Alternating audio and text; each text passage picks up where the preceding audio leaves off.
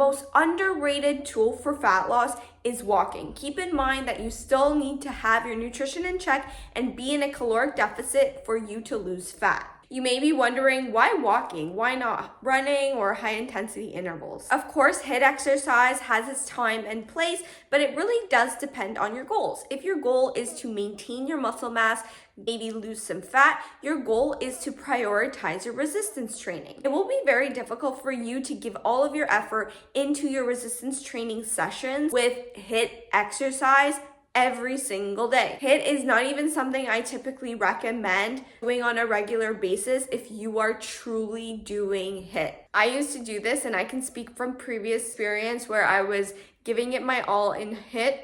I was doing it around 3 to 4 days per week. And then I was doing really intense resistance training sessions. And I found that my resistance training sessions would greatly suffer because my body was so exhausted from doing all that HIIT exercise. What happens when you do a lot of HIIT a lot of the time is you become super exhausted, like I have explained, and you become a little bit lazier during the day because your body's exhausted. So as a result, you take less steps throughout the day. And when you do less movement, less steps, less likely for you to be in that caloric deficit. You can get a high calorie burn from a simple step count, even though you don't even think about it. And that's the beauty of it. It's so unintentional and so easy. There is a low barrier to entry when you are counting your steps or hitting some sort of step goal that you just naturally want to do more of it. And as a result,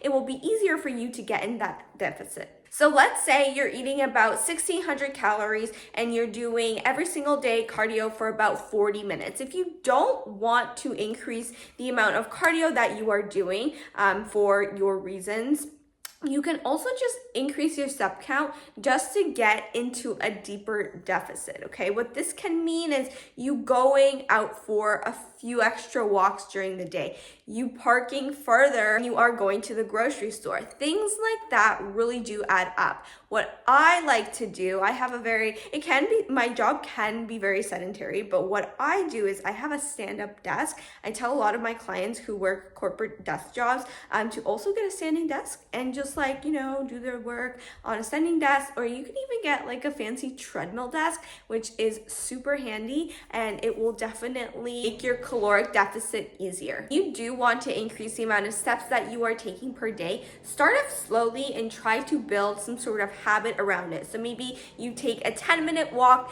after your lunch break, or you take 1,000 extra steps during the day. Do a gradual increase so that it doesn't seem so overwhelming and you don't get burnt out. If you don't want to count steps because you don't have like a fitness tracker, go by time and just, time it on your phone, or keep track of the time, or even just call your friend and keep each other accountable that way to increase your step count. Let me know in the comments below if this helped you out. That's it for me, guys. Make sure to give this video a big thumbs up, subscribe to my channel, follow me on Instagram, and I'll see you next time. Bye.